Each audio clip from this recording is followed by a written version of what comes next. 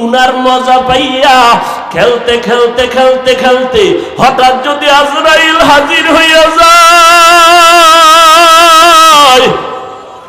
আজরাইল আলাইহিস সালামকে যদি আল্লাহ পাঠায় দেয়, আর আজরাইল আইসা যদি দেখে তোর হাতে নাচ গানের মোবাইল, তুই বসে বসে নাচ দেখতেছো, গান শুনতেছো, আজান হইতেছে, তোর গানের আওয়াজ বন্ধ হয় না, তোর নাটক বন্ধ হয় না, কত মেয়ের চরিত্রের উপরে আঘাত করতেছো, কত মানুষের জীবনটাকে দুনিয়ার থেকে বরবাদ করে দিয়েছো। আজরাইল যখন আসবে তোমার সামনে স্বাভাবিক অবস্থায় আসবে না। আল্লাহর নবী বলেন এই গুনাহগার নাফরমানের সামনে আজরাইল এমন বিকট আকৃতি ধারণ করবে, মাথা আসমানে, পা জমিনে, এক হাত মাশরিক আর এক হাত মাগরিবে, চোখগুলো নীল নদের মতো বড় বড়, দেখিয়া ওর কলিজা উল্টায় যাবে, পাগলের মতো হয়ে যাবে। ও মা বলিয়াও ডাকতে পারবে না, আব্বু বলে ডাকতে পারবে না।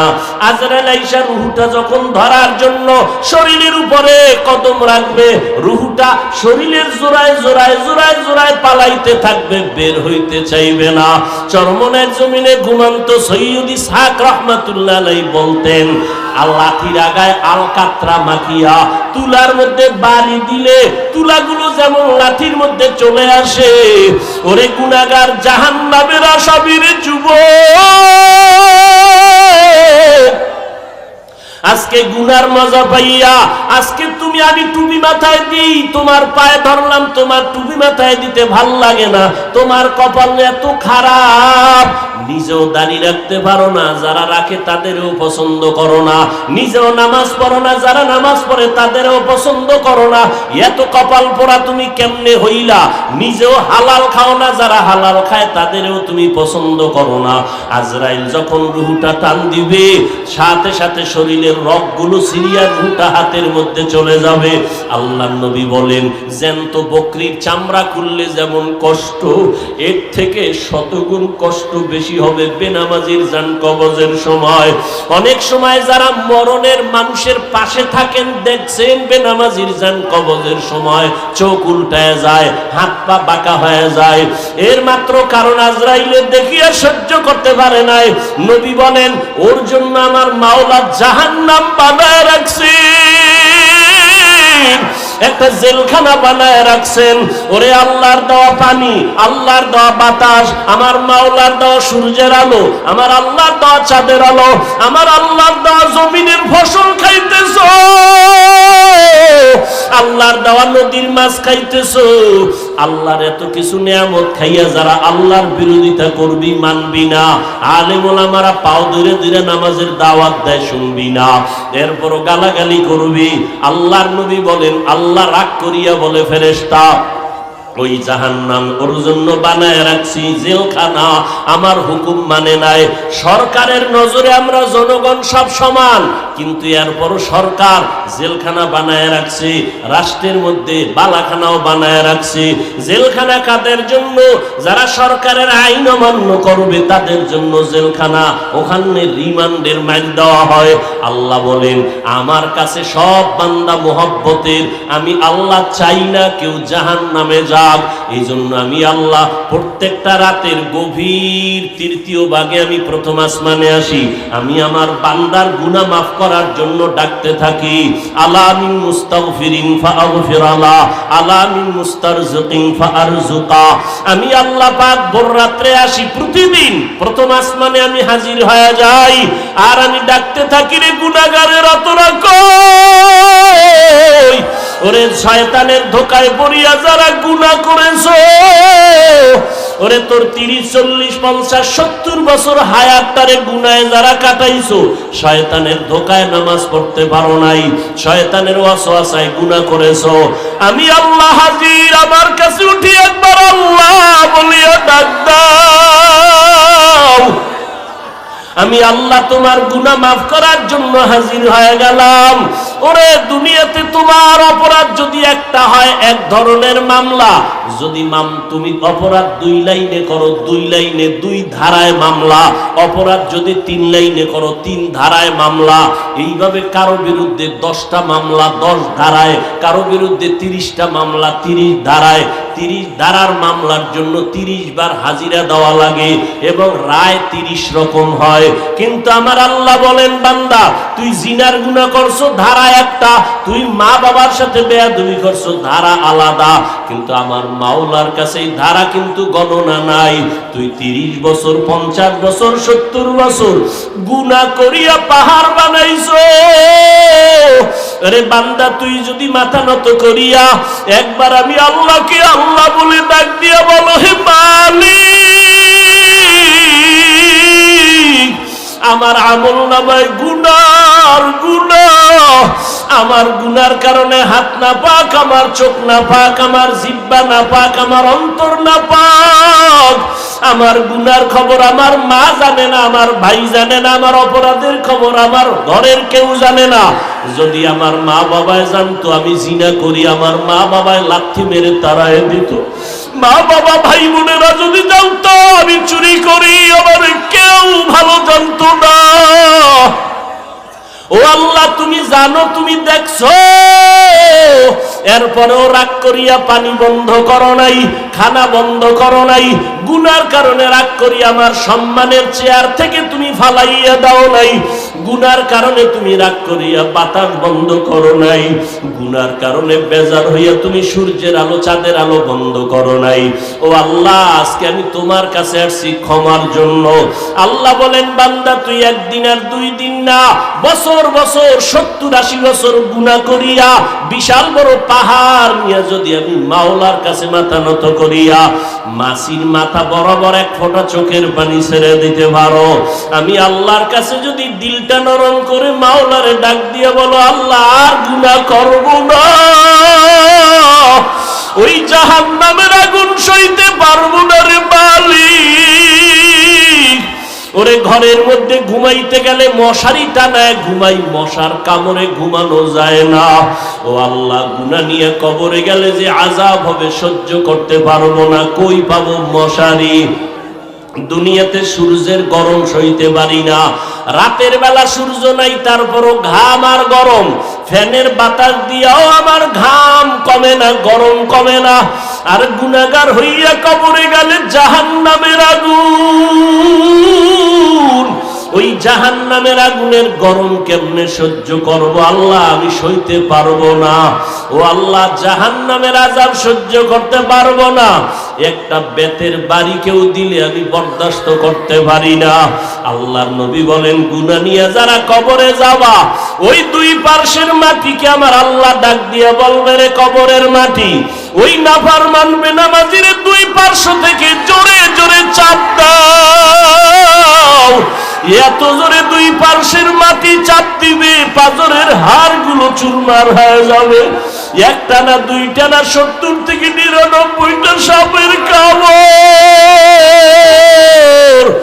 ও যুবকেরা, ও বৃদ্ধ বাবাজিরা, ও পর্দার আড়ালের মারা, ও বোনেরা, ভালো করিয়া বুঝো, 15,500 বছর হয়ে গেল আমার আল্লাহর কোরআনের ভুল কেউ প্রমাণ করতে পারে নাই। আজকেও যদি কোরআনের একটা ভুল কেউ বের করতে পারো রে বাবা, আমরা এখন দাড়ি কেটে ফেলবো, নামাজ বন্ধ করে দিব, প্যান্ট শার্ট টাই লাগাবো, কিন্তু আজ পর্যন্ত কোরআনের ভুল কেউ বের করতে পারে নাই। পারছে? বরং কোরআনের ভুল বের করতে গিয়া বহু বিধর্মীরা মুসলমান হয়ে গেছে, হয় নাই? মুসলমান হয়ে গেল। আল্লাহর কোরআন বলো, আল্লাহর সাক্ষী রেখে আল্লাহর কোরআন সত্য না মিথ্যা? জবান খুলে বলো, সত্য না মিথ্যা? এ যুবকেরা জবাব দাও, পায়ে হাত রেখে বলছি। আমিও তো একটা যুবক, আমার মনেও তো চায় গান শুনি, কারণ গুনাহের আকর্ষণ আল্লাহ জন্মগতভাবে সবার মধ্যে দিয়ে রাখছেন। গুনাহ করার আকর্ষণ, নারীদের নাচ গান দেখলে আমার অন্তরও চায় আমি দেখি, কিন্তু কন্ট্রোল করি জাহান্নামের ভয়। টুপি মাথায় দিলে মাথা গরম হয়, তোমার থেকে বুদ্ধি মোটেও কমে নাই। তুমি তো কথা আবল তাবল বলো, আর আমরা 12টা মাস বয়ান করিয়াও তো একটা আবল তাবল কথা বলার চেষ্টা করি না। কোন কথার পরে কোন কথা বলবো এটা আমাকে ডায়েরিতে লেখাও নাই। মাওলার কাছে ভরসা করে বসছি, কোন কথার পরে কোন কথা হবে আল্লাহ বলাইতেছেন, ওই কথাই বলতেছি। এরে যুবক আল্লাহর গোলামেরা, ভালো করিয়া বুঝো, তোমাদের থেকে আমাদের মাথা নষ্ট হয় নাই। মনে করিও না গো সম্মান কম। বলো, একজনে দাঁড়ায় বলো, তোমরা যারা নবীরে মানো না আর আমরা যারা মানি, নবীর আদর্শ জবাই করেছো, বেঈমানের পা চাটা গোলাম হইয়া চুল কাটিয়া ইন্দুর আর বান্দর হয়েছো। আমরা টুপি পরে থাকি 24 ঘন্টা, ঘুমের ঘরে গেল টুপি মাথায় দিয়ে বালিশে ঘুমাই। ও আল্লাহর বান্দা, তুমি বলতেছো মাথা গরম হয়, আমিও বুঝি, তারপরও কেন ছাড়ি না? রসুলের মোহাব্বত, দাড়ি রাখলে যৌবনের ভাব চলে যায়, তোমার থেকে কম বুঝি না, এরপরও কেন কাটি না? আল্লাহর আযাবের ভয়। এরে আল্লাহর বান্দারা, নামাজের সময় কি কষ্ট, ফজরের সময় শীতের মধ্যে উঠা নামাজ পড়া অনেক কষ্ট, ঠান্ডা পানি দিয়েও জুবানাইয়া নামাজ পড়তে কষ্ট, এরপরও নামাজ ছাড়ি না কেন? আল্লাহর আযাবের ভয়। মরণের পরে আযাব হবে, আল্লাহর কোরআনের আয়াত। এরে নবীর উম্মতের দল, তোমাদের থেকে মাথা মোটেও নষ্ট হয় নাই। এরপর আবার তুমি একটু দেখো না তাকাইয়া, তোমার ডানে বামে কত যুবক জীবনে মাদ্রাসায় পড়ে নাই, জেনারেল লাইনে পড়েছে, স্কুলে পড়ে, কলেজে পড়ে, চাকরি করে। তোমার মতো যুবক সাক্ষী দাও, 5 বেলার নামাজি আছে না নাই? তুমি বিবেকটাকে প্রশ্ন করো, তুমি কেন পারো না রে বাবা? তোমার আমার মতো যুবক র‍্যাব, আর্মি, পুলিশ, বিডিআর এর চাকরি করে, 5 ওয়াক্ত নামাজ পড়ে, যত কাজ থাক জামাতে পড়ে, তুমি কেন পারো না? একটু জিজ্ঞাসা করো তোমার বিবেকটাকে। তোমার মতো যুবক রাস্তায় গাড়ি চালায়, সময় মতো নামাজ পড়ে, তুমি কেন পারো না? তোমার মতো যুবক শ্রমিকের কাজ করে, হাড় ভাঙ্গা পরিশ্রম করে, রমজানে একটা রোজাও ভাঙ্গে না, নাই? তুমি কেন রোজা রাখতে পারো না, তারাবি পড়তে পারো না, নামাজ পড়তে পারো না? আসলে কি বলো, এবার কি দলিল দিবা? এতদিন তো হুজুরদের একটু চাইপা রাখছো, হুজুর পারা যায় না, এখন আমাকে জবাব দাও। তোমার মতো যুবক একই স্কুলে পড়ো, ও নামাজ পড়ে, তুমি পড়ো না। তুমি একই ডিপার্টমেন্টে চাকরি করো, 10 জন নামাজ পড়ে, তুমি পড়ো না। এখন কি জবাব দিবে বলো? এখন জবাব একটাই, তোমার কপাল পুড়ে গেছে, তোমার উপরে আমার আল্লাহ বেজার, তোমার উপরে মা বাবার অভিশাপ, মা বাবা বরদোয়া দিয়ে দিছে, তোমার কপাল পুড়ে গেছে।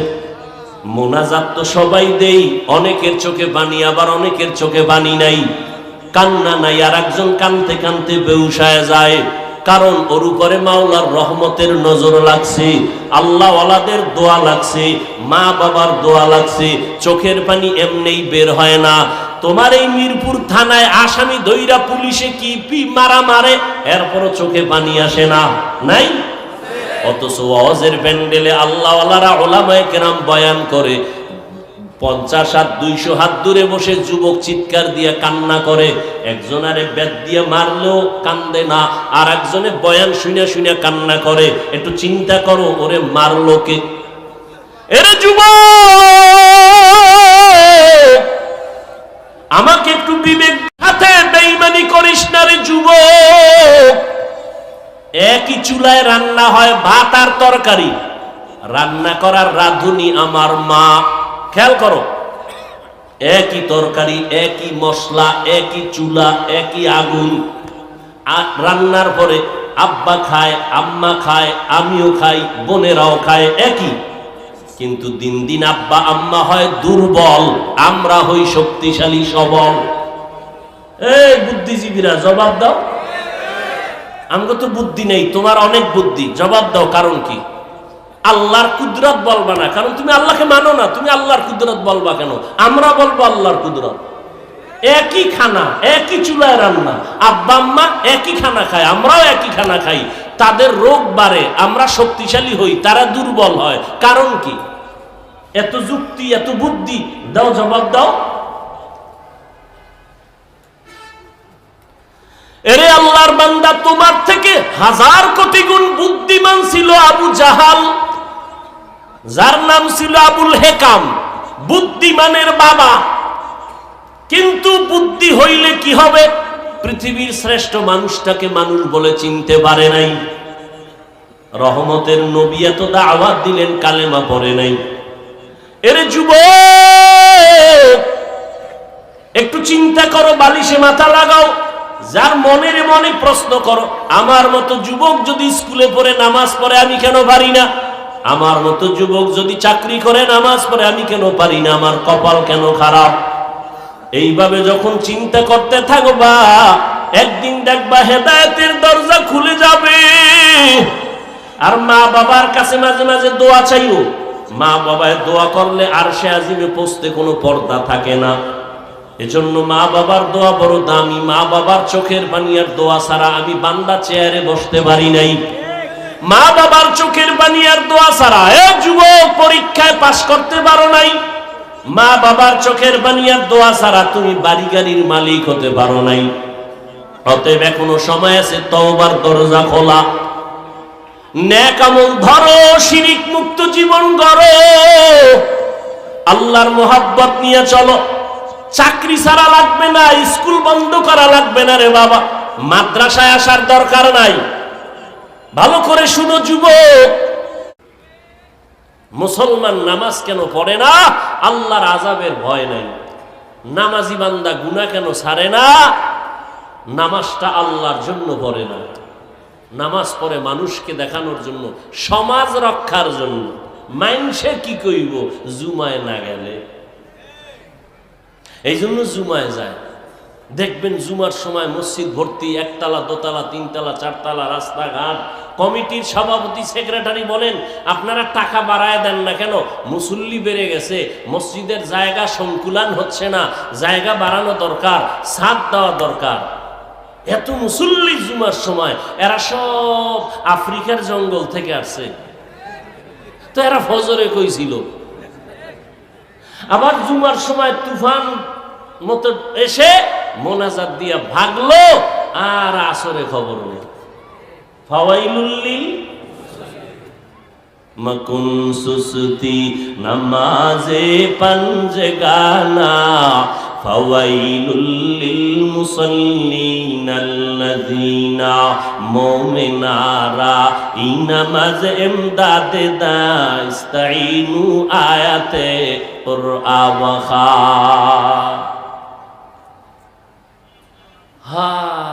ছোট ভাই মোটামুটি লেখাপড়া কিছু করছে, কোরআন শরীফ পইরা মোটামুটি একটা লম্বা জামা লাগাইয়া দেশে গেছি। মাথায় এক টুপি লাগাইছে, মানুষ খালি এখন হুজুর হুজুর কয়। আর রমজান মাস আইছে যখন, হুজুর আমার বাসায় ইফতারি, আমার বাসায় সাহারি। মুন্সি মোল্লা হাফেজকারী এক রাইতে খায় 3-4 বার। আল্লাহ খাওয়াইলে আপনার হিংসা করে কোনো লাভ আছে? হ্যাঁ, এখন ছোট ভাই এত দাওয়াত, ডায়েরি মেনটেন করে, দাওয়াত আর দাওয়াত, শুধু খাওয়ায় না, দিয়াও দেয়। বড় ভাই তো আলেম হয় নাই। বড় ভাই কই, আমি তোর পিছনে যেই পরিমাণ কষ্ট করছি, খাইয়া না খাইয়া তোরে লেখাপড়া শিখানোর পিছনে আমি টাকা পয়সা দিয়েছি, তোর প্রস্রাব আমার গায়ে লাগাইছি, তুই এই পরিমাণ দাওয়াত খাইতেছ হোমানে? আমারে একটা বছর হয়ে গেল কেউ একবারও বলে না এর 2টা ভাত খান। হাদিয়া তো বরের কথা, আমি সইতে পারি না। ছোট ভাইকে, ভাইজান একটা পরামর্শ দেই, যদি মানেন কাজে লাগবে, দাওয়াত বেড়ে যাবে। আপনিও নামাজ পড়া শুরু করেন, জামা পড়েন, টুপি পড়েন, মসজিদে যান, নামাজ পড়েন। এরপরে যদি দাওয়াত টাওয়াত না আপনি মোটামুটি নামাজ পড়তে থাকেন, 31 মাস 40 দিন পড়েন, আমি আপনাকে সুন্দর এক হাদিয়া দিব। কি দিবি আগে কও? বলে আপনি যা চান। কয় না টাকা পয়সা দিবি। আচ্ছা ঠিক আছে, আমার যে হাদিয়া আসবে তার থেকে আমি আপনাকে পুরাটাও যদি চান আমি দিয়ে দিব। ছোট ভাইয়ের দাওয়াত যে দুনিয়ার জন্য যখন নামাজে ঢুকবে আস্তে আস্তে আখেরাত মুখী হয়ে যায়। বড় ভাই ছোট ভাইয়ের পরামর্শ নিয়ে দাওয়াত পাবে এই লোভে ঢুকলো, মোটামুটি একটা জামা পড়ছে, পরে মসজিদে যায়, নামাজ পড়ে। এবার টুকটাক কিছু দাওয়াতও আসতেছে। হ্যাঁ, তুমি এখন যেই লেবাস পরছো, চলো ওই অমুক জায়গায় দোয়া আছে, একটু দোয়ায় শরীর হয়। ও আসে যায়, মসজিদে আসা যায়, মোটামুটি দিন গুইনা গুইনা 40 দিন পার হয়েছে। পার হওয়ার পর কয় যে টাকা দাও, ছোট ভাইরে বলতেছে। আপনি 40 দিন নামাজ পড়ার পরে টাকার মহাব্বত তো থাকার কথা না। আমি জানি তুই এমন একটা প্যাচ লাগাবি, এই জন্য ওই প্রথম দিন যে অজু করছি 40 দিন আর অজু করি না, এক অজু দিয়া চালাই দিছি।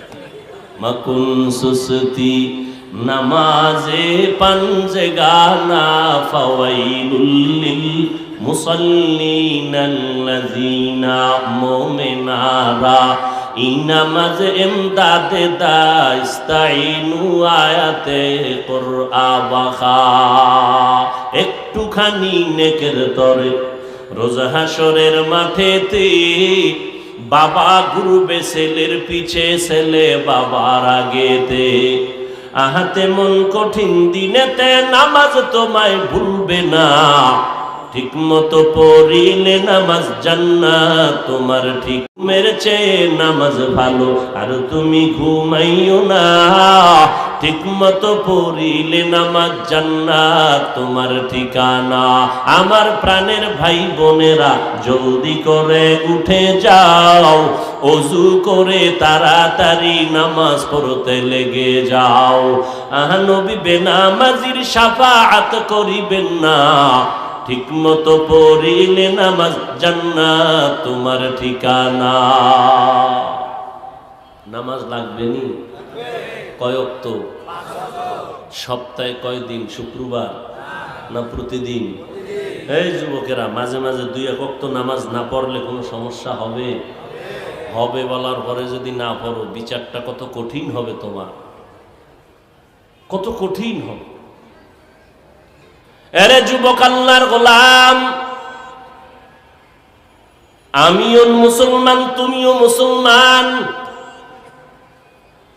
আমার আল্লাহ তোমার আল্লাহ এক, আমার নবী তোমার নবী এক, আমার কোরআন তোমার কোরআন এক, আমার ধর্ম তোমার ধর্ম এক, আমার কাবা তোমার কাবা এক। জমিনের মধ্যে মায়ের গর্ভ থেকে যেদিন আসছি ওই হালাতও তোমার আমার সবই এক। যেদিন বিদায়ের আওয়াজ হবে, 3টা সাদা কাফনের প্যাকেট হবো, তাও এক, কালারও এক। কাফনে লেখা থাকবে না বক্তা সাহেবের লাশ, কাফনের উপরে লেখা থাকবে না এমপি সাহেবের লাশ। ওই কাফনে ঢুকার পর সব সমান হয়ে যাবে। হিন্দুদের ধর্ম আলাদা, আদর্শ আলাদা, ইহুদির ধর্ম আলাদা, আদর্শ আলাদা, খ্রিস্টানের ধর্ম আলাদা, আদর্শ আলাদা, মুসলমানের ধর্ম এক, আল্লাহ এক, নবী এক, কোরআন এক, কাবা এক। দুনিয়ার থেকে বিদায় বেলা কাফন হবে 3টা, সংখ্যা এক, কালার হবে আলাদা না এক, কবরের সাইজ হবে এক, কবরের ভেতরে প্রশ্ন হবে 3টা, তাও সবার বেলায় এক। আমাকে আলাদা প্রশ্ন, তোমাকে আলাদা না, না আমাকে যেই প্রশ্ন তোমাকেও সেই প্রশ্ন, হুজুরের যেই প্রশ্ন ছাত্রকেও সেই প্রশ্ন। প্রশ্ন হবে 3টা, সবার বেলায় এক। তুমি কয় টাকার মালিক? প্রশ্ন করা হবে না। তুমি কত শিক্ষিত? প্রশ্ন করা হবে না। তোমার সম্মান কি পরিমাণ? প্রশ্ন করা হবে না। প্রশ্ন সবার বেলায় 3টা এক। রবের পরিচয় দাও, ধর্মের পরিচয় দাও, রাহমাতুল লিল আলামিনের পরিচয় দাও। তুমি আমি এক ধর্মের হইয়া তোমার আমার আদর্শ তো একই হওয়া দরকার, পোশাক এক হবে। অথচ তুমি প্যান্ট শার্টটাই পরো, আমি মদিনার লম্বা জামা পরি। আমি যদি ভুলে থাকি বলো, আমি প্যান্ট শার্টটাই লাগাই। সবাই এক পোশাকে থাকবো, কারণ আমাদের ধর্ম এক। তুমি এগুলো বুঝো না, বুঝানোর জন্য রাত নাই দিন নাই 12 মাস। আগে শীতের দিন ছাড়া ওয়াজ হইতো না, মসজিদ মাদ্রাসার প্যান্ডেল ছাড়া ওয়াজ হইতো না। এখন সিফা গলির মধ্যে রাস্তায় ওয়াজ, ফজরের পরে বয়ান, সারা রাত বয়ান, আসরের পরে বয়ান, মাগরিবের পরে বয়ান, জোহরের পরে বয়ান। কয় হুজুর আপনি যাইয়া 10 মিনিট একটু দোয়া করে আসবেন, আর কিছু দরকার নাই। 12টা মাস কোন সময় খানা নাই, ঘুম নাই, সব। আজকে সারাদিন মাত্র মাগরিবের সময় ইফতারি করলাম, এরপরে আসলাম, সেই ডাইরেক্ট স্টেজে উঠলাম। কোথায় খানা, কোথায় ঘুম? আমি রকম প্রতিদিন 12 মাস দৌড়াইতেছি। মুসলমানের বয়ান করি এত এই কথা একবারও বলি নাই যে কষ্ট পাবে, এই কথা বলি নাই বাবা ব্যবসা ছেড়ে দাও, চাকরি ছেড়ে দাও, স্কুল ছেড়ে দাও, কলেজ ছেড়ে দাও, একবারও বলি নাই। পাঁচকল্লি টুনি মাথায় না দিলে গুনাহ হবে, একবারও বলি নাই। তাবলীগ না করলে জাহান্নামে যাবেন, একবারও বলি নাই। পীরের কাছে না গেলে জাহান্নামে যাবেন, একবারও বলি নাই। কওমি মাদ্রাসায় না পড়লে আপনি জাহান্নামে যাবেন, একবারও বলি নাই। এরপরও কি বলতে চাই, সব জায়গায় মানুষের বিনয়ের সাথে কথা বলি, পায় হাত রাইখা মাথা নত কইরা কথা বলি, একটা কর্কশ ভাষা ব্যবহার করি না। যদি অজান্তে হইয়াই যায়, হতেই পারে, কারণ 10টা কথা বললে একটা কথা একটু আঁকাবাঁকা হতেই পারে। 1 ঘন্টা 2 ঘন্টা প্রতিদিন চিল্লাইলে 2-1টা কথা একটু অজান্তে উল্টা পাল্টা হতে পারে। এটা আল্লাহর কাছেও ধরা নাই, জমিনের কাছেও ধরা নাই। এরপরও আমরা কতটা ভয় নিয়ে চলি। আপনাদের ফাঁকে ফাঁকে বলি, ভাইজান মনে কষ্ট পাইছেন নি, মাফ করে দেন। আবার মোনাজাতে আমার আল্লাহর কাছে আবার বয়ানের শেষে ক্ষমাও চাই। এরপরও বয়ান দিয়া বুঝাই, কি বুঝাই? একটা কথা, ও দুনিয়ার নবীর আশিক, জমিনে যতদিন বেঁচে থাকবা গোলামি করবা একমাত্র আমার আল্লাহর। দুনিয়াতে যতদিন বেঁচে থাকবা আদর্শ মানবা মদিনাওয়ালা নবীর, আর কারো আদর্শ মানা যাবে না। এই কথা বলতেছি রে বাবা, কিন্তু দুঃখ, এত বয়ানের পরেও আমি টুপি মাথায় না দিলে বড় লজ্জা লাগে। আর তুমি মুসলমান, টুপি মাথায় দিতে লজ্জা লাগে। আমি দাড়ি কাটতে লজ্জা পাই, তুমি দাড়ি রাখতে লজ্জা পাও। তুমি কেমন মুসলমান? আমি নামাজ না পড়লে লজ্জায় হুঁশ থাকে না, তোমার নামাজ পড়তে গেলে লজ্জা লাগে। আমি পর্দা না করলে লজ্জা পাই, আর তুমি পর্দা করতে গেলে লজ্জা পাও। আজকে যদি পর্দা থাকতো, জবানকে কন্ট্রোল রাখতা, তাহলে আমার যুবতী বোনেরা যুবকের চরিত্র নষ্ট করতে পারত না, আমার যুবকেরা যুবতীদের চরিত্র নষ্ট করতে পারত না। তুমি মুসলমান, আমিও মুসলমান, সব বুঝি, এরপরও পায়ে ধরে বলতেছি টুপি মাথায় দিতে চাই না, বরং উল্টা আঘাত করি টুপিওয়ালাদের উপরে, আক্রমণ করি কথার মাধ্যমে। দাড়ি রাখতে চাই না, পর্দা করতে চাই না, কি চাই?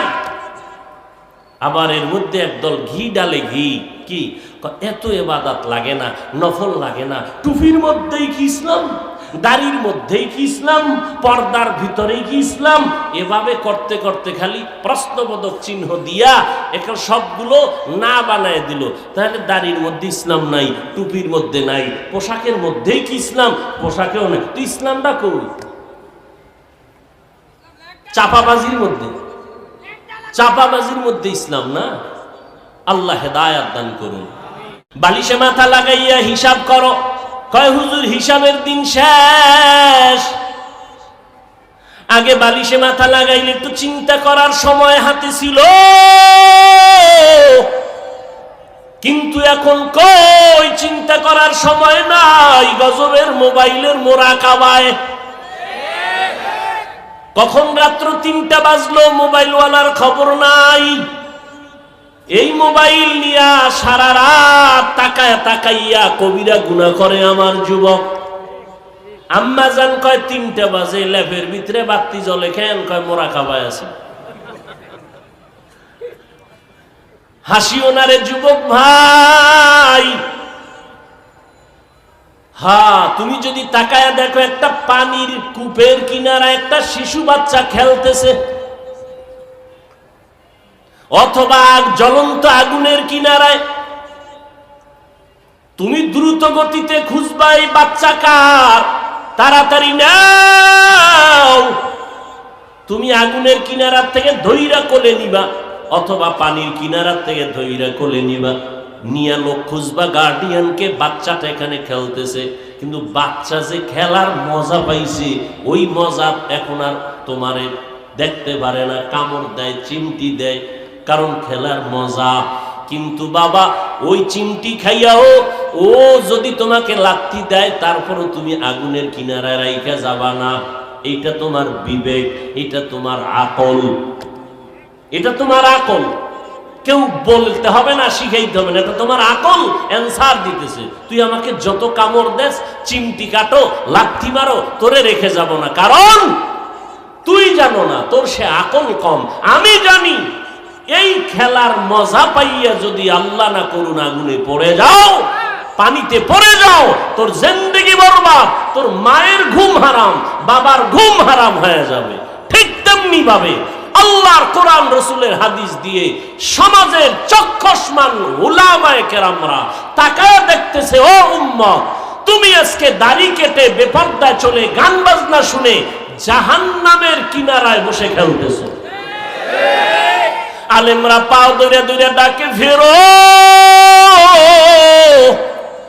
পাও ধরে ধরে বলে, আর নামাজটা ছাড়িও না রে বাবা, বেপরদায় চলিও না, মা বাবার সাথে বেয়াদবি করিও না।